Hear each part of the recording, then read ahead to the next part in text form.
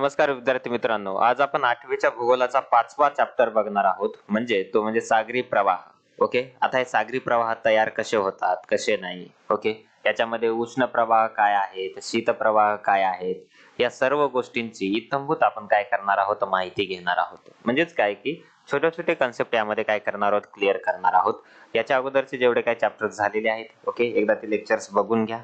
Okay, या form मध्ये चला मग आता यामध्ये बघा की नॉर्मली थोडे आठवूया. आता एखादा पदार्थ प्रवाही केव्हा होतो, ज्यावेळेस म्हणजेच काय की तो लिक्विड फॉर्म मध्ये येतो किंवा म्हणजे काय की पातळ फॉर्म मध्ये येतो, त्याला आपण द्रव स्वरूपामध्ये म्हणतो. ओके, परत नंतर बघा किंवा नॉर्मली तो गरम होतो या फॉर्म मध्ये. परत नंतर पदार्थ प्रवाहित होतो म्हणजे नेमकं काय होतंय की नॉर्मली सपाट पृष्ठभागावर काय होतो, तो पसरतो. ओके, या फॉर्म मध्ये. आणि प्रवाह निर्मितीसाठी बघा पदार्थातील कोणकोणत्या विसंगती कारणीभूत होत असतील. म्हणजेच काय की एकतर जे काय पृष्ठभाग असेल ते, परत नंतर आता तो पदार्थ किती द्रव स्वरूपामध्ये आहे याच्यावरती पण त्याचा प्रवाह ठरतात. आणि परत नंतर त्याच्यामध्ये जी काही उष्णता आहे, ओके, त्याच्यावरती पण त्याचा प्रवाह ठरत असतो. ओके, मग यामध्ये काय केले की एक आपल्याला या ठिकाणी प्रयोग दिलेला आहे, करून पहा मध्ये. याच्यामध्ये काय घ्यायचे की एक मोठ्या धातूचा ट्रे घ्यायचा, स्पिरिटचा दिवा आग देण्यासाठी, परत नंतर पाण्यावर तरंगत राहतील अशा टिकल्या, आणि परत नंतर रंगीत चकत्या काय करायच्यात, घ्यायच्यात. ओके, आणि या प्रकारे काय करायचे आपल्याला ते सर्व म्हणजे काय की अरेंज करायचं आहे, जसं की या आकृतीमध्ये दाखवलेलं आहे. ओके, बघा आता यामध्ये धातूच्या ट्रे स्टँडवर ठेवून त्याच्यात पाणी भरावे, आणि पाणी थोडे स्थिर झाल्यावर त्यात रंगीत चकत्या काय कराव्यात, सोडाव्यात. रंगीत चकत्या सोडलेल्या दिसत आहेत तुम्हाला. ओके, या फॉर्म मध्ये. मग परत नंतर नेक्स्ट बघा, यामध्ये बघा या सर्व बाबींचे निरीक्षण करा. ओके, आणि थोड्या वेळाने ट्रेच्या एका कोपऱ्यात दिवा पेटवून, ओके, ट्रेच्या एका कोपऱ्यात दिवा पेटवून तो भाग तापवा व निरीक्षण करा. म्हणजेच काय की एका कोपऱ्यामध्ये काय करायचं आपल्याला त्या ठिकाणी की म्हणजेच काय की त्याला आग द्यायची किंवा नॉर्मली त्या ठिकाणी थोडंसं काय करायचं, तापवायचं, आणि नंतर त्याचं काय करायचं, निरीक्षण करायचं आहे. ओके, मग आता निरीक्षणादरम्यान आपल्याला काय आढळेल की ज्या काही चकत्या आहेत, ओके, गरम भागाकडून किंवा थंड भागाकडून गरम भागाकडे जातील, गरम भागाकडून परत थंड भागाकडे जातील. ही सायकल अशी काय होईल, त्या ठिकाणी चालत राहील. ओके, या फॉर्म मध्ये.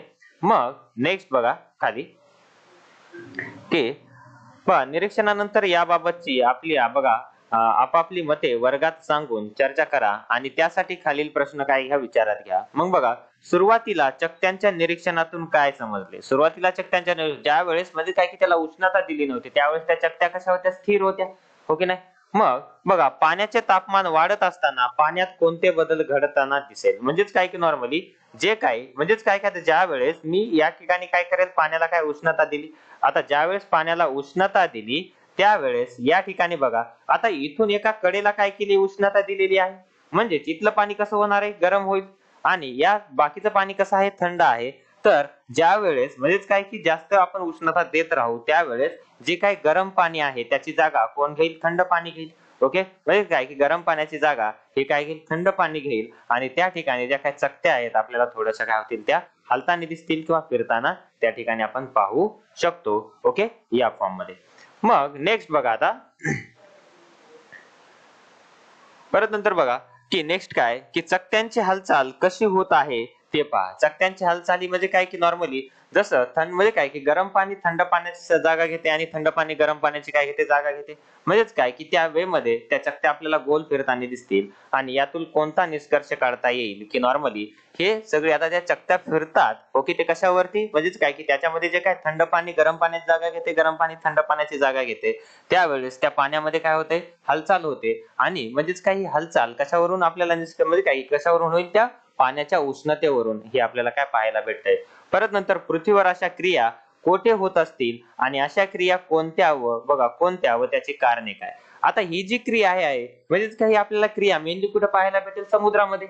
हो की नाही. समुद्रामध्ये पण कसं असतात, शीत प्रवाह म्हणजे काय की थंड प्रवाह असतात, काही म्हणजे काय उष्ण प्रवाह असतात. ओके, ज्या वेळेस आता थंड प्रवाह उष्ण प्रवाहाकडे येतील किंवा नॉर्मली म्हणजे काय एकमेकांची जागा घेतील, त्यावेळेस त्या ठिकाणी त्यामध्ये काय होतील, चेंजेस होणार आहेत, आणि त्याच्यापासूनच आपल्याला वारे वगैरे या सगळ्या गोष्टी काय होतात, पाहायला भेटतात. ओके, या फॉर्म मध्ये. मग बघा आता या ठिकाणी आता भौगोलिक स्पष्टीकरण काय आहे काय नाही थोडस आपण काय करूयात, बघूयात.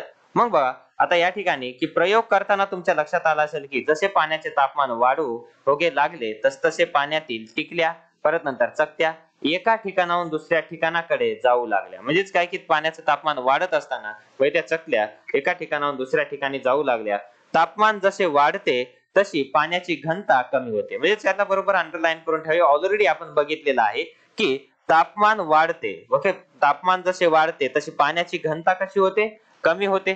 त्यामुळे त्यामुळे कमी तापमान असलेले पाणी जास्त तापमान असलेल्या पाण्याची काय घेते? जागा घेते. जे काही कमी तापमान असलेलं पाणी आहे ते जास्त तापमान असलेल्या पाण्याची काय घेते? जागा घेते. आणि काही वेळाने तर टिकल्या किंवा चकत्या वर्तुळाकार दिशेत प्रवाहित होतात किंवा नॉर्मली ते वर्तुळाकार दिशेमध्ये आपल्याला फिरताना काय होतील? दिसतील. ओके, या फॉर्म मध्ये. आणि परत नंतर पाण्याच्या प्रवाहामुळे या चकत्यांची हालचाल होते. पाण्याचा जो काही प्रवाह आहे या प्रवाहामुळे या चकत्याची काय होते? हालचाल होते.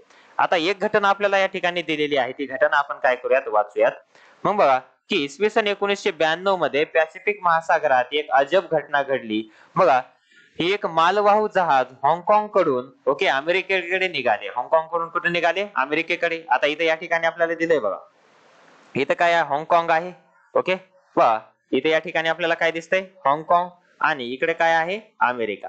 ओके, ज्या वेळेस ते अमेरिकेकडे निघाले इकडून इकडे जायला, त्यावेळेस बघा पॅसिफिक महासागरातून प्रवाह करताना हवाई बेटांजवळ या जहाजातील खेळणी भरलेल्या एक कंटेनर महासागरामध्ये कोसळला. म्हणजेच काय की नॉर्मली या जहाजामधून एक कंटेनर काय झाला? म्हणजे काय की खेळणी भरलेला तो काय झाला?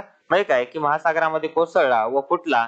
आणि या कंटेनर मधील सुमारे 28,000 रबरी खेळणी, किती? 28,000 रबरी खेळणी. ओके, त्याला काय अंडरलाईन वगैरे करण्याची गरज नाही. फक्त हे म्हणजे काय होतंय कसं? म्हणजे काय की प्रवाह काय त्याच्यावरून आपल्याला थोडस लक्षात येतंय.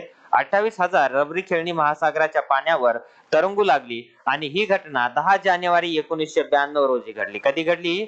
10 जानेवारी 1992 रोजी घडली. आणि यानंतर एक अजब प्रकार पाहायला मिळाला की सुमारे 10 महिन्यांनी म्हणजे 16 नोव्हेंबर 1992 रोजी यातील काही खेळणी चक्क अलास्काच्या किनाऱ्यापर्यंत पोहोचली. आता अलास्काच्या किनाऱ्यापर्यंत काय होती? त्या ठिकाणी पोहोचलेली आपल्याला काय होतात? पाहायला भेटतात. आता म्हणजेच काय की नॉर्मली आता हाँगकाँग या ठिकाणी आहे. आता इकडून इकडे कंटेनर जायला लागलं आणि त्याच वेळेस ते कंटेनर काय झालं? उलटलं. आता कंटेनर उलटल्यानंतर जे काय अलास्का आहे, अलास्काच्या किनाऱ्यावरती आपल्याला ते काय होतात? पाहायला भेटतात. ओके, या फॉर्म मध्ये. मग काही खेळणी बेरिंगची सामुद्रधुनी पार करत इसवी सन 2000 पर्यंत आर्क्टिक कडे वाहत गेली. आणि त्यातीलच काही खेळणी आर्क्टिक मधून अटलांटिक महासागराकडे वाहत येऊन त्यांच्या सोबतची काही खेळणी अटलांटिक महासागरात या ठिकाणी की अटलांटिक महासागरातून वाहत येऊन इसवी सन 2003 मध्ये अमेरिकेच्या पूर्व किनाऱ्यावर पोहोचली. म्हणजेच काय त्या खेळण्याची दिशा कशी आहे की नॉर्मली आता काही जे खेळणी आहेत त्याचं जर थोडस आपण निरीक्षण जर केलं तर काही खेळणी जी आहेत आता यामध्ये जर आपण बघितली तर की आता हाँगकाँग वरून निघाली. आता इथं ते कंटेनर काय झालं असेल? उलटला असेल. तर काही खेळणी या साईडला गेली. परत नंतर काही खेळणी इकडे आपल्याला काय होतात? पाहायला भेटतात. इकडे गेलेली पाहायला भेटतात, खाली गेलेली पाहायला भेटतात. ओके, काय या फॉर्म मध्ये म्हणजेच काय की दक्षिण अमेरिकेकडे गेलेली पाहायला भेटतात. परत नंतर काही खेळणी ताकोमा या ठिकाणी गेलेली भेटतात. काही खेळणी म्हणजे काय की या साईडला गेलेली भेटतात. आता काही खेळणी ही सामुद्रधुनी ओलांडून इकडे गेलेली आपल्याला काय होतात? दिसतात. म्हणजेच काय की याचा अर्थ की नॉर्मली आता हे सगळं काय आहे? समुद्र आहे. हा सगळा काय आहे? समुद्र आहे. आणि आता ही खेळणी एका ठिकाणून एवढा प्रवास करून दुसऱ्या ठिकाणी जाणं म्हणजे आता समुद्र स्थिर असेल तर हे शक्य आहे का? नाही. तर हे सगळं घडलंय कशामुळे? प्रवाहामुळे. कशामुळे घडलेलं आहे? प्रवाहांमुळे घडलेलं आहे. ओके, या फॉर्म मध्ये. मग तर किनाऱ्यावर पोहोचली तर काही खेळण्यांनी इसवी सन 2007 पर्यंत चक्क युरोपचा पश्चिम किनारा गाठला. आणि हवाई बेटांजवळ काही खेळणी ऑस्ट्रेलिया खंडांकडे देखील वाहत गेली. या ठिकाणी आकृती 5.2 आणि 5.3 आपल्याला त्याचं काय पाहायला भेटते. म्हणजे काय ही काय खेळणी आहेत. काय की 5.2 या ठिकाणी आपण बघितली आकृती, याच्यावरून एक खेळणी कुठे कुठे गेली कुठे कुठे नाही दाखवलेलं आहे. आणि परत नंतर ही जी खेळणी होती ती ही खेळणी आहेत. या फॉर्म मध्ये आलं लक्षात. मग आता याचं भौगोलिक स्पष्टीकरण आपण काय करूयात? थोडस आता बघूयात. सागरी जलाचे हालचालींच्या आधारे 2 भाग केले जातात. ओके, मग काय की नॉर्मली सागरी जलाचे हालचालीच्या आधारे दोन भाग केले जातात. कोणते कोणते त्याला बरोबर अंडरलाईन करून ठेवा की समुद्र सपाटीपासून -500 ओके मीटर पर्यंत. आता समुद्र सपाटीपासून खाली आपण खोली मापतो ना, ओके ना, म्हणून ते काय घेतो मायनस घेत असतो किंवा ऋण घेतो आपण. ऋण 500 मीटर आणि ऋण 500 पेक्षा जास्त खोल जी काय आहे, ओके, हा त्याचा काय झाला दुसरा भाग झाला. मग आता यामध्ये जर आपण विचार करायला गेलो तर बघा समुद्र सपाटीपासून 500 मीटर खोलीपर्यंत भाग हा वरचा थर मानला जातो. म्हणजेच काय की जी काय समुद्र सपाटी आहे आपण काल बघितली, समुद्र सपाटीच्या खाली ओके 500 मीटर पर्यंतचा जो काय भाग आहे हा वरचा थर मानला जातो. आणि या खोलीपर्यंत सूर्यकिरणांची उष्णता पोहोचू शकते. जे काय सूर्यकिरणांची उष्णता जी काय आहे ती पोहोचू शकते. आणि या विभागातील सागरी जलाची हालचाल मुख्यतः तापमान व क्षारता यांमुळे होते आणि ग्रहीय वाऱ्यांमुळे सागरी जलाला गती प्राप्त होते. जे काही ग्रहीय वारे असतात म्हणजे काय की नॉर्मली जे काही स्थानिक वारे असतात त्या स्थानिक वाऱ्यांमुळे यांना गती काय होते प्राप्त होते. जसे की तुम्ही समुद्रावरती जर कधी गेलात तर तुम्ही लाटांचा अनुभव करता, तर त्या लाटा कशामुळे तयार होत असतील तर ते वाऱ्यामुळे लाटा काय होतात तयार होतात. कधी कधी जर म्हणजेच काय की समुद्रामध्ये जर भूकंप झाला तर मोठमोठ्या त्सुनामी तयार होतात, त्याच्यापासून मोठमोठ्या लाटा तयार होतात. ओके, या फॉर्म मध्ये. मग आता नेक्स्ट बघा क्षितिज समांतर किंवा पृष्ठीय सागरी प्रवाह. पृष्ठीय सागरी प्रवाह म्हणजेच काय की बघा आता या ठिकाणी जर आपण विचार करायला गेलो तर या ठिकाणी बघा की पृष्ठभागावरील प्रवाहांतून महासागरातील 10% पाणी वाहते. म्हणजेच काय की नॉर्मली जर आपण काय केला विचार केला समुद्राचा, तर समुद्राचा जो काय वरचा भाग आपण पाहतो, समुद्राचा जो काय वरचा भाग आहे ह्या वरचा भाग हा पृष्ठवंश म्हणजे काय पृष्ठ भाग म्हणून ओळखला जातो आणि याच्यामधून समुद्राचं 10% पाणी वाहतय. ओके, या फॉर्म मध्ये. मग बघा आता समुद्र सपाटी बघा समुद्र पृष्ठापासून 500 मीटर खोलीपर्यंत प्रवाह पृष्ठभागावरील किंवा पृष्ठीय प्रवाह समजले जातात. त्याला बरोबर अंडरलाईन करून ठेवा. जे काय सागर पृष्ठापासून ओके 500 मीटर खोलीपर्यंतचे जे काय प्रवाह आढळतात ओके त्यांना आपण पृष्ठभागावरील किंवा पृष्ठीय प्रवाह ओके समजले जातात. आणि या प्रवाहातून होणाऱ्या आता या ठिकाणी या प्रवाहातून होणारा पाण्याचा विसर्ग बघा स्वेड्रप या एककाने मोजला जातो. त्याला बरोबर अंडरलाईन करून ठेवा, कारण की हे एकक आपल्याला डायरेक्टली परीक्षेला येऊ शकते की प्रवाहातून होणारा पाण्याचा विसर्ग कोणत्या एककाने मोजला जातो, तर स्वेड्रप ओके बघा या एककाने मोजला जातो. ओके, या फॉर्म मध्ये आलं लक्षात इथपर्यंत. मग नेक्स्ट बघा आता या ठिकाणी एक स्वेड्रप म्हणजे 10⁶ घनमीटर प्रति सेकंद विसर्ग होईल. ओके, म्हणजे काय एक स्वेड्रप म्हणजे 10⁶ घनमीटर प्रति सेकंद विसर्ग होईल. त्याला बरोबर अंडरलाईन करून ठेवा. ओके, बरोबर अंडरलाईन करा की एक स्वेड्रप म्हणजे 10⁶ ओके घनमीटर प्रति सेकंद. आणि सागर जलाची क्षितिज समांतर हालचाल ही उष्ण आणि शीत प्रवाहांच्या स्वरूपात होते. सागर जलाची जी काय हालचाल आहे उष्ण आणि शीत प्रवाह, किती प्रवाह आहेत या ठिकाणी दोन प्रवाह आहेत. कोणते कोणते उष्ण आणि शीत प्रवाह यांच्यावरून होते. आणि परत नंतर बघा आता विषुववृत्ताकडून ध्रुवाकडे बघा व ध्रुवाकडून विषुववृत्ताकडे हे प्रवाह वाहतात. आता हे थोडस आपण काय करूयात समजावून घेऊयात. ओके, या फॉर्म मध्ये. आता हे जे प्रवाह आहेत विषुववृत्ताकडून ध्रुवाकडे आणि ध्रुवाकडून विषुववृत्ताकडे हे प्रवाह आपल्याला वाहिलेले दिसतात. ओके, थोडस आता या डायग्राम वरून आपण काय ते समजावून घेऊयात. आता इथं जर बघितलं यामध्ये हे मधोमध काय गेलेलं आहे विषुववृत्त गेलेलं आहे. ओके, बघा मधोमधून काय गेलेलं आहे पृथ्वीच्या विषुववृत्त गेलेलं आहे. आणि हे जे विषुववृत्त आहे विषुववृत्ताच्या वरच्या बाजूस काय आहे या ठिकाणी म्हणजेच काय की उत्तर ध्रुव. ओके, नाही काय आहे उत्तर ध्रुव. आणि परत नंतर खालच्या बाजूला काय आहे दक्षिण ध्रुव. काय आहे दक्षिण ध्रुव.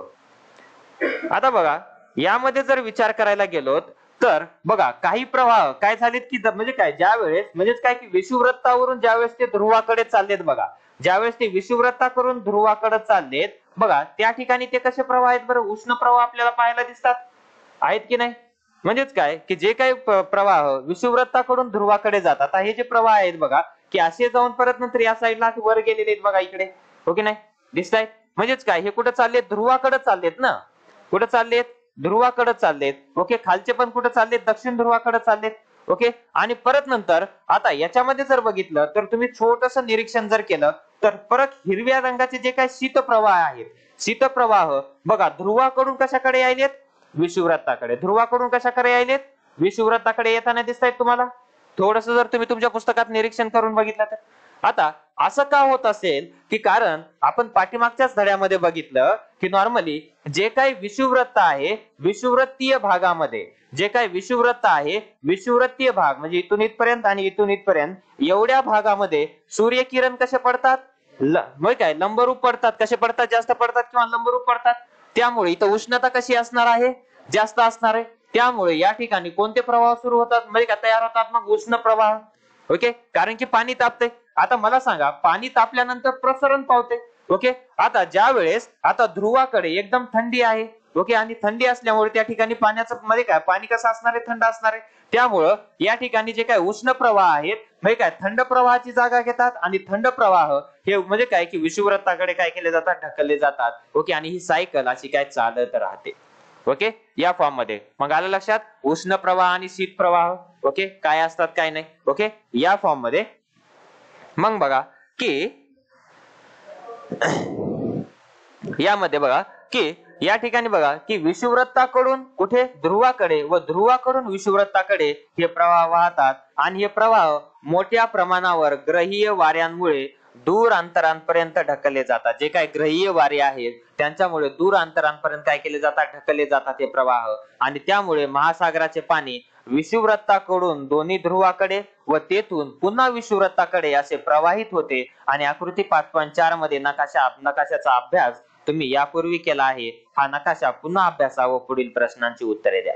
ओके. आता प्रश्न काय आहेत काय नाही हे थोडस आपण काय करूयात, जाणून घेऊयात. इथपर्यंत लक्षात आलंय हे. ओके. म्हणजेच काय की हे प्रवाह विषुववृत्ताकडून ध्रुवाकडे का जातात आणि ध्रुवाकडून विषुववृत्ताकडे का जातात. ओके. या फॉर्म मध्ये मग बघा आता सागरी प्रवाहांचे कोणते मुख्य प्रकार आहेत बरं. सागरी प्रवाहांचे कोणते मुख्य दोन प्रकार आहेत. ओके. शीत प्रवाह आणि उष्ण प्रवाह. परत नंतर बघा विषुववृत्ताकडून ध्रुवाकडे वाहणारे प्रवाह कोणत्या प्रकारचे आहेत बरं. आता इथं जर बघितलं तर विषुववृत्ताकडून ध्रुवाकडे वाहणारे, आता विषुववृत्त हे आहे, आता विषुववृत्ताकडून ध्रुवाकडे वाहणारे जे काय प्रवाह आहेत कोणते प्रवाह आहेत, शीत प्रवाह आहेत का उष्ण प्रवाह, उष्ण प्रवाह आहेत. ओके. परत नंतर ध्रुव प्रदेशाकडून विषुववृत्ताकडे वाहणारे प्रवाह कोणते आहेत मग, शीत प्रवाह आहेत. परत नंतर बघा सागरी प्रवाह वर्तुळाकार फिरतात ना, ओके, त्यांच्या दिशेत उत्तर व दक्षिण गोलार्धात कोणता फरक जात म्हणजे काय दिसतो. आता या ठिकाणी जर बघितलं उत्तर आणि पूर्व गोलार्धामध्ये कोणता फरक दिसतो. ओके. म्हणजेच काय की नॉर्मली त्यांची दिशा काय होते या ठिकाणी बदललेली आपल्याला दिसते. ओके. या फॉर्म मध्ये परत नंतर बघा नेक्स्ट बघा आता ज्या भागात दोन्ही प्रवाहाचे बघा प्रकारचे प्रवाह एकत्र येतात त्या ठिकाणी नेमके काय घडत असते. आता दोन्ही प्रवाह एकत्र ठिकाणी जर आले तर त्या ठिकाणी प्लवंग किंवा नॉर्मली माशांचं खाद्य काय होते, तयार होते आणि त्या ठिकाणी सर्वात जास्त मासेमारी काय होते, चालते. आणि दोन वेगवेगळ्या प्रवाहाचे बघा दोन वेगवेगळ्या प्रकारचे प्रवाह एकत्र येतात अशा भागाच्या किनाऱ्यालगत बघा असणारी मानवी वस्ती व त्यांचे व्यवसाय यांच्याशी कोणता सहसंबंध आहे. तर त्यांचा व्यवसाय कोणता असेल, मग मासेमारी असेल. ओके. या फॉर्म मध्ये चला मग याचं थोडस आता काय करूयात, भौगोलिक स्पष्टीकरण बघूयात. मग बघा या ठिकाणी सागरी प्रवाह प्रामुख्याने बघा सागर जलाचे तापमान, बघा जे काय सागर जल आहे किंवा म्हणजे काय की समुद्रातलं जे काय पाणी आहे बघा सागरी प्रवाह प्रामुख्याने सागर जलाचे तापमान, क्षारता व घनता तसेच ग्रहीय वारे यांमुळे निर्माण होतात. हे आपण काय केले, अभ्यासलेले आहे. ओके. या फॉर्म मध्ये मग नेक्स्ट बघा यामध्ये अभ्यासले आहे. त्याचबरोबर पुढील काही कारणांनीही ओके सागरी प्रवाहांच्या वाहण्याची दिशा व त्यांचा वेग कारणीभूत ठरतात. ओके. चला मग आता थोडस माहिती आहे का तुम्हाला याच्यामध्ये बघूयात. आता माहिती आहे का तुम्हाला हिंदी महासागरातील प्रवाह. आता पहिल्यांदा हिंदी महासागर दिसतोय कुठं बरं, हिंदी महासागर दिसतोय कुठं, थोडस मी झूम करतो. ओके.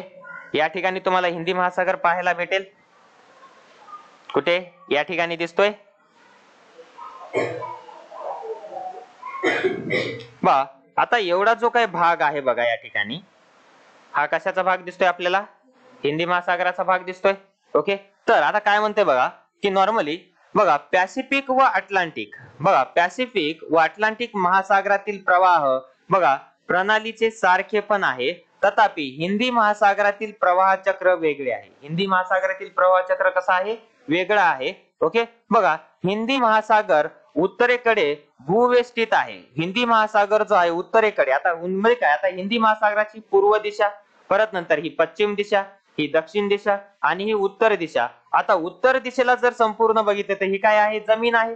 ओके नाही आहे. परत नंतर इकडे पर्वत आहेत, पठार आहेत. ओके, यामुळे ते वारे काय केले जातात, अडवले जातात. मग बघा की नॉर्मली हिंदी महासागर उत्तरेकडे भूवेष्टित आहे आणि या महासागराचे विषुववृत्तामुळे उत्तर व दक्षिण असे दोन भाग होतात. म्हणजेच काय की या महासागराचे काय होतात, उत्तर व दक्षिण असे दोन महाभाग, म्हणजे काय की दोन म्हणजे काय भाग होतात. आणि परत नंतर या महासागरावर मान्सून वाऱ्याचा मोठा प्रभाव आहे.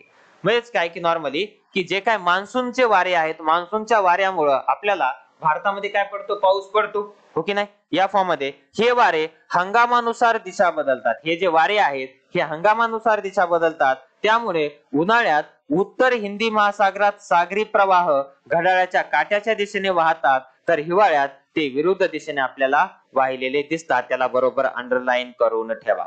ओके, म्हणजेच काय की हे वारे हंगामानुसार दिशा बदलतात. त्यामुळे उन्हाळ्यात हिंदी महासागरात सागरी प्रवाह घड्याळाच्या काट्याच्या दिशेने वाहतात, तर हिवाळ्यात ते विरुद्ध दिशेने काय होतात, आपल्याला वाहिलेले दिसतात. ओके, या फॉर्म मध्ये आलं लक्षात. चला नेक्स्ट बघा. मग आता पृथ्वीचे परिवलन. आता पृथ्वीचे परिवलन, आता यामुळे काय होत असेल बरं, म्हणजे काय सागरी प्रवाहांवर त्यांचा परिणाम होत असेल. बघा की नॉर्मली पृथ्वीच्या परिवलनामुळे उत्तर गोलार्धात सागरी प्रवाह घड्याळाच्या काटेच्या दिशेने फिरतात. ओके, त्याला बरोबर अंडरलाईन करून ठेवा की पृथ्वीच्या परिवलनामुळे, परिवलन कशाला म्हणतो आपण, स्वतःच्या अक्षाभोवती फिरणं त्याला काय म्हणतो आपण, किंवा स्वतःभोवती फिरणं त्याला काय म्हणतो आपण, परिवलन असं म्हणतो. की पृथ्वीच्या परिवलनामुळे उत्तर गोलार्धात सागरी प्रवाह घड्याळाच्या काटेच्या दिशेने फिरतात, तर दक्षिण गोलार्धात ते घड्याळाच्या काटेच्या विरुद्ध दिशेने आपल्याला फिरताना काय होतात, दिसतात. त्याला बरोबर अंडरलाईन करून ठेवा. हे जशाला तसे पॉइंट परीक्षेला पडू शकतात. हे खूप आणि खूप महत्वाचं आहे. ओके, या फॉर्म मध्ये आलं लक्षात. चला नेक्स्ट बघा. आता भूखंड रचना. आता भूखंड रचना काय काय बघा. आता किनारपट्टीच्या रचनेनुसार सागरी प्रवाहांच्या दिशा काय होतात, बदलतात. सागरी प्रवाहांचा साधारण वेग, ओके, ताशी वेग 2 ते 10 किलोमीटर असतो. आणि सागरी सागरी प्रवाह उष्ण व शीत असे दोन प्रकारामध्ये विभागलेले आहेत. त्याला बरोबर अंडरलाईन करून ठेवा की सागरी प्रवाह ओके दोन प्रकारामध्ये काय झालेले ते विभागलेले आहेत. एक उष्ण आणि दुसरं काय आहे, शीत. अशा दोन प्रकारामध्ये काय विभागता येतात. ओके, या फॉर्म मध्ये आलं लक्षात. चला एकदा वाचा इथपर्यंत. नेक्स्ट आता या ठिकाणी आहे सागरी प्रवाहांचे मानवी जीवनावरील परिणाम. आता सागरी प्रवाहांचा मानवी जीवनावर काय काय परिणाम होतोय, काय काय नाही. ओके, ह्या सगळ्या गोष्टींचा थोडासा आपण काय करूयात, विचार करूयात. बघा आता यामध्ये सागर सानिध्य असलेल्या प्रदेशातील हवामानावर सागरी प्रवाहांचा विशेष परिणाम होतो. उष्ण सागरी प्रवाह थंड प्रदेशात ज्या किनारपट्टी जवळ वाहतात ओके तेथे हवामान उबदार असते. उबदार किंवा उबदार काय होते, बनते. ओके, या फॉर्म मध्ये. आणि काही प्रदेशात पावसाचे प्रमाण काय होते, वाढते. ओके, जसं की पश्चिम युरोप असेल किंवा नॉर्मली दक्षिण अलास्का असेल. परत नंतर जपानच्या किनाऱ्याजवळून वाहणाऱ्या उष्ण प्रवाहांमुळे तेथील थंडीची तीव्रता कमी होऊन हवामान उबदार बनले जाते. त्यामुळे तेथील बंदरे हिवाळ्यातही गोठत नाहीत. बंदरे कशाला म्हणतो, ज्या ठिकाणी जहाजा वगैरे थांबले जातात. ओके, मध्ये काय हिवाळ्यातही ते गोठत नाहीत. मध्ये काय तिथलं काम सुरळीतपणे चालतंय. म्हणजेच काय की हे कशामुळे शक्य आहे, म्हणजे काय सागरी प्रवाहामुळे. आता त्या ठिकाणी समजा सागरी प्रवाह जर नसले असले तर आता मला सांगा की नॉर्मली उष्ण पाणी तिकडे गेलं असतं का, किंवा उष्ण प्रवाह तिकडे गेले असते का, नाही. त्यामुळे त्या ठिकाणचं म्हणजे काय बंदर आहे ती सगळी गोठली असते आणि तिथलं काम काय झालं असतं, ठप्प झालं असतं. ओके, म्हणजेच काय की हा म्हणजे काय मानवी जीवनावरचा काय त्याचा परिणाम आहे. परत नंतर बघा नेक्स्ट आहे सागरी प्रवाह नसते तर समुद्र आणि महासागरातील पाणी संचित राहिले असते. संचित राहिले असते म्हणजे काय, स्थिर राहिले असते. संचित राहणं म्हणजे काय, स्थिर राहणं. ओके, ते पाणी स्थिर राहिलं असतं आणि अशा पाण्यात सजीवांना आवश्यक खाद्याचा पुरवठा झाला नसता. आता मला सांगा पाणीच जर हल्लं नाही तर त्या ठिकाणी म्हणजेच काय की त्यांना खाद्याचा पुरवठा होणार आहे का, नाही. मग बघा परिणामतः सागरी जीवसृष्टी व तेथील परिसंस्था मर्यादित राहिल्या असत्या आणि उष्ण व शीत प्रवाह जेथे एकत्र येऊन मिळतात त्या भागात ओके म्हणजे काय त्या भागामध्ये जर आपण विचार जर केला तर त्या भागामध्ये वनस्पती, परत नंतर शेवाळ, परत नंतर प्लवंग इत्यादींची वाढ होते. हे माशांचे मुख्य खाद्य आहे. त्यामुळे तेथे मोठ्या प्रमाणावर मासे येतात आणि त्यांचे प्रजनन होते. म्हणून अशा भागात मोठी मत्स्य क्षेत्रे निर्माण झालेली आहेत. ओके, या फॉर्म मध्ये. परत नंतर बघा, अटलांटिक महासागरातील उत्तर अमेरिका खंडाजवळील ग्रँड बँक, परत नंतर युरोप खंडाजवळील बघा या डॉगर बँक ही काही उदाहरणे आपल्याला काय होतात पाहायला भेटतात. म्हणजेच काय, त्या ठिकाणी सर्वात जास्त मासेमारी काय केली जाते. ओके, आणि परत नंतर नेक्स्ट बघा की आता उष्ण आणि शीत प्रवाह जेथे एकत्र येतात त्या भागात दाट धुके निर्माण होते. त्याला बरोबर अंडरलाईन करून ठेवा की उष्ण आणि शीत प्रवाह एकत्र येतात त्या ठिकाणी दाट धुके निर्माण होते आणि असे धुके वाहतुकीस बाधा आणते. आणि न्यू बघा या ठिकाणी न्यू बघा फाउंडलँड बेटाजवळ गल्फ उष्ण प्रवाह आणि लॅब्राडॉर शीत प्रवाह एकमेकांना मिळतात. आता जर बघितलं आपण गल्फ उष्ण प्रवाह आणि लॅब्राडॉर शीत प्रवाह, ओके, कुठे दिसतोय बरं आकृतीमध्ये बघा, गल्फ उष्ण प्रवाह आणि लॅब्राडॉर शीत प्रवाह कुठे दिसतोय? उत्तर अमेरिकेच्या बाजूला इथे दिसतंय. ओके, बघा आता जो काय लॅब्राडॉर शीत प्रवाह आहे तो कुठून आलाय? वरून आलाय, हो की नाही? आणि परत नंतर गल्फ उष्ण प्रवाह कुठून जातोय? खालून जातोय. आता ज्या ठिकाणी ते एकत्र येतील मला सांगा त्या ठिकाणी पाणी एकदम कसं उबदार होईल? ओके, आणि ते काय वातावरण आहे जे काय उबदार होईल आणि तिथं म्हणजेच काय की माशाचे जे काय खाद्य आहे त्या ठिकाणी तयार होईल. त्या ठिकाणी मासे जास्त येतील. कालांतराने त्या ठिकाणी काय होईल की जास्त प्रमाणात मासेमारी केली जाईल, हो की नाही? या फॉर्म मध्ये मग बघा की यामध्ये बघा धुके वाहतुकीस बाधा आणते आणि न्यू बघा फाउंडलँड बेटाजवळ गल्फ प्रवाह आणि लॅब्राडॉर शीत प्रवाह एकमेकांना मिळतात. त्यामुळे दाट धुके निर्माण होते आणि शीत सागरी प्रवाहांमुळे बघा ध्रुवीय प्रदेशाकडून हिमनग वाहत येतात. असे हिमनग सागरी बघा वाहतूक मार्गावर आणले तर ज्या बघा जहाजांना ते धोकादायक होतात ठरतात. ओके, या फॉर्म मध्ये परत नंतर सागरी प्रवाह, ओके बघा सागरी प्रवाह वाहत बघा जलवाहतुकीच्या दृष्टीने महत्वाचे आहेत. म्हणजे काय की जे काय सागरी प्रवाह जे आहेत ते जलवाहतूक जर आपल्याला करायचे असतील तर ते महत्वाचे आहेत. सागरी प्रवाहाला अनुसरून जलवाहतूक केली असता जहाजाचा वेग वाढून बघा वेळेची व इंधनाची काय होते बचत होते. कारण की नॉर्मली ते कशावरती जहाज समोर जाणार आहे? त्या प्रवाहावरती समोर जाईल. ओके, या फॉर्म मध्ये आणि वाहतूक कमी खर्चिक होते.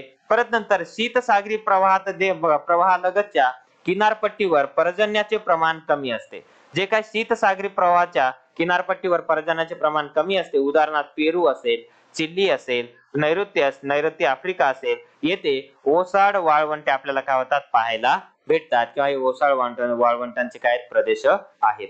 परत नंतर नेक्स्ट समोरचा पॉइंट आहे बघा खोलवर वाहणारी सागरी प्रवाह. ओके, थोडस आता काय करूयात खाली जी काय डायग्राम दिलेली आहे ती डायग्राम आपण थोडीशी काय करूयात अभ्यासूयात.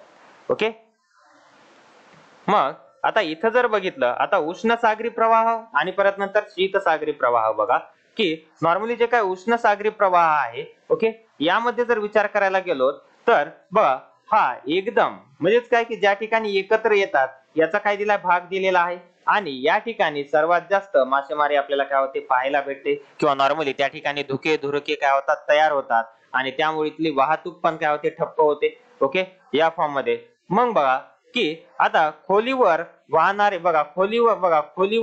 सागरी प्रवाह. आता खोलीवर वाहणारे म्हणजे काय 500 मीटर पेक्षा खाली वाहणारे. ओके, बघा 500 मीटर पेक्षा खोलीवर बघा जलात देखील प्रवाह असतात आणि त्यांना खोल पाण्यातील प्रवाह म्हणतात आणि खोलवर वाहणारे हे प्रवाह सहसा महासागरातील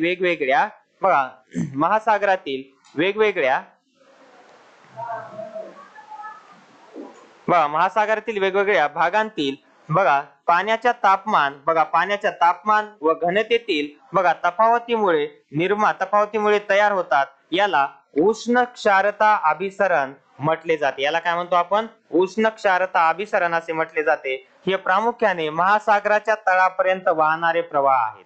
हे जे प्रवाह असतात कसे असतात ते महासागराच्या तळापर्यंत खालवर जातात आणि परत नंतर हे सागर जलाच्या पृष्ठभागात भागाखाली नद्यांप्रमाणे ओके बघा सतत वाहत असतात. म्हणजेच काय की नॉर्मली सागर जलाखाली ओके हे नद्यांप्रमाणे काय होतात सतत वाहत असतात. ओके, या फॉर्म मध्ये परत नंतर नेक्स्ट बघा, आता यामध्ये एवढे काही जास्त इम्पॉर्टंट पॉईंट नाही, जे काही इम्पॉर्टंट पॉईंट आहेत मी तुम्हाला सांगेलच, फक्त तुम्हाला समजावं यासाठी मी काय करतोय सांगतोय.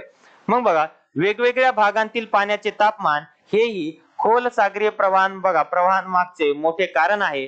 गरम झालेल्या पाण्याची क्षारता कमी असते, जे काय गरम झालेलं पाणी असते त्याची क्षारता कशी असते, कमी असते, व पर्यायाने घनताही कमी असते. असे पाणी भूपृष्ठावर येते, जे काय असं जे काय पाणी आहे कमी घनतेचं पाणी कुठे येते, भूपृष्ठावर येते.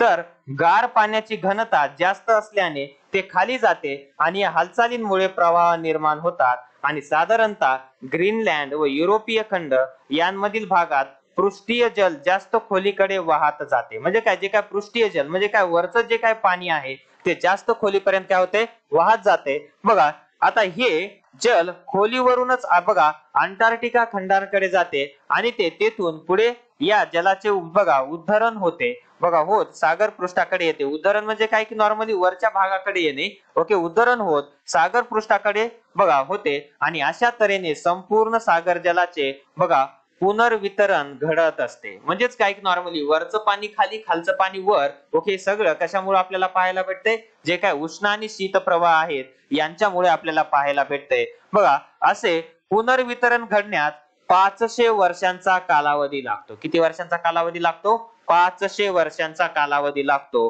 ओके, आणि या तऱ्हेच्या हालचालीस वाहतूक पट्ट्यावरून ओके होणाऱ्या हालचालीस ओके असेही संबोधले जाते. म्हणजेच काय की नॉर्मली या ठिकाणी वाहतूक पट्ट्यावर होणारी हालचाल असेही काय केले जाते, संबोधले जाते किंवा म्हटले जाते. ओके, या फॉर्म मध्ये.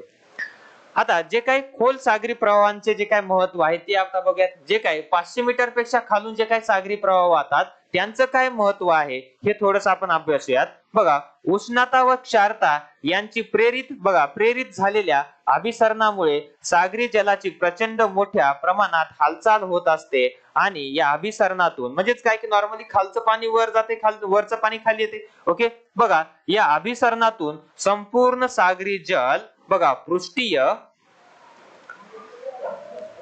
पृष्ठीय भागाकडून कुठे जाते, तळाकडे. ओके, पृष्ठीय भागाकडून तळाकडे आणि तळाकडून पृष्ठाकडे बघा हलवले जाते आणि पृष्ठीय भागातील उष्ण जल बघा तळाकडे, तर तळाकडील पोषक द्रव्यांनी बघा समृद्ध व शीत जल पृष्ठभागाकडे काय होते, नेले जाते. यामुळे म्हणजेच काय की त्यामध्ये सगळं समतोल काय केलं जाते, राखलं जाते. ओके, या फॉर्म मध्ये नेक्स्ट आहे माहिती आहे का तुम्हाला बघा की आता या ठिकाणी अटलांटिक महासागरातील बघा सार्गासो समुद्र हे एक सागरी प्रवाहाच्या चक्रीय आकृतिबंधामुळे तयार झालेला भाग आहे. कोणतं, सर्गासो, त्याला बरोबर अंडरलाईन करून ठेवा. बघा, अटलांटिक महासागरातील सर्गासो समुद्र हे एक सागरी प्रवाहांच्या चक्रीय आकृतिबंधामुळे तयार झालेला भाग आहे. बघा, त्याच्या सीमांवर जमिनीचा भाग नसून, म्हणजे काय त्याच्या सीमांवर जमिनीचा भाग आहे का, नाही, त्याच्या सीमांवर जमिनीचा भाग नसून केवळ वेगवेगळ्या प्रवाहांनी बघा हा सीमित झालेला आहे आणि सागरी प्रवाहाच्या चक्रीय आकृतिबंधांमुळे ओके महासागराच्या काही भागात अशी वैशिष्ट्यपूर्ण स्थिती काय होते, निर्माण होते. कशामुळे, सागरी प्रवाहांमुळे. बघा, अशा क्षेत्रांना बघा ग्वायर्स म्हणतात. अशा क्षेत्रांना काय म्हणतो आपण, ग्वायर्स असं म्हणतो. त्याला बरोबर अंडरलाईन करून ठेवा, हा पॅसेज बरोबर लक्षात ठेवायचा. परत नंतर बघा, आता सर्गासुम नावाच्या सागरी गवतामुळे ओके या भागात बघा सर्गासो असे नाव पडलेले आहे. या भागास काय, सर्गासो असे नाव पडलेले आहे. या भागामध्ये सर्गासुम नावाचं गवत जास्त आहे त्यामुळे. ओके, त्याला पण अंडरलाईन करून ठेवा. बघा, आता या ठिकाणी की येथे सागरी जल स्थिर असते. कसे असते, स्थिर असते. आणि हा समुद्र बघा 1100 किलोमीटर रुंद आणि 3200 किलोमीटर कसा आहे, लांब आहे.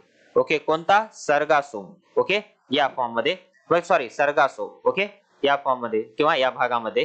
परत नंतर नेहमी लक्षात ठेवा बघा की काय आहे यामध्ये सागरी प्रवाह किनाऱ्याच्या अगदी जवळून वाहत नाहीत. म्हणजे काय, सागरी प्रवाह जे असतात किनाऱ्याच्या अगदी जवळून वाहतात का, समुद्राच्या, नाही, बाहेरून वाहत नाहीत. साधारणतः ते समुद्रबुड जमिनीच्या अधसीमेत जवळून वाहतात. आता समुद्रबुड जमीन कशाला म्हणतो, कशाला नाही, काल आपण बघितले हो की नाही. त्याच्या म्हणजे काय की अधसीमेपासून काय होतात, जवळून वाहतात. आणि बघा सागरी प्रवाहाचा वेग जर कमी असला तरी ओके, सागरी प्रवाहांचा वेग जरी कमी असला तरी त्याबरोबर वाहून नेले जाणारे बघा पाणी प्रचंड प्रमाणात असते. म्हणजेच काय की खूप मोठ्या प्रमाणामध्ये ते पाणी वाहून नेलं जातंय खूप जास्त प्रमाणामध्ये.